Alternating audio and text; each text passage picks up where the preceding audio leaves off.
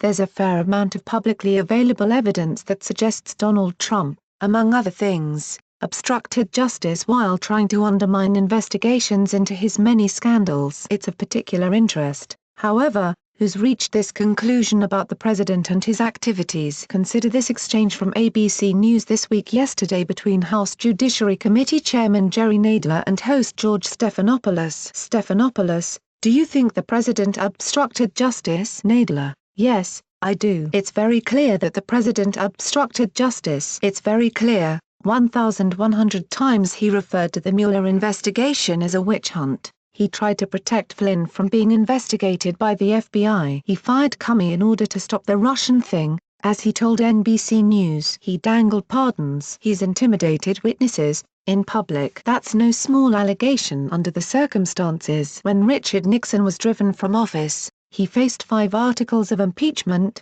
and the first was obstruction of justice. More recently, Bill Clinton was impeached on 2 counts, including obstruction of justice. What's more, Nadler isn't just another observer. The presidential impeachment process begins in the House Judiciary Committee, which is the panel the New York Democrat leads. It's against this backdrop that the chairman isn't just willing to tell a national television audience that Trump obstructed justice. He and his panel are also prepared to request documents from more than 60 people connected to the president and his administration to begin investigations to present the case to the American people about obstruction of justice, corruption and abuse of power. In fact, there's one thread of particular interest on which lawmakers are prepared to pull. The House and Senate Intelligence Committees are examining whether any effort was made to influence Michael Cohen through discussions about a pardon after his home and office were searched by the FBI in April. 3 sources familiar with the matter told NBC News. The inquiry about pardon discussions was first reported by The Washington Post. During closed testimony last week before both committees,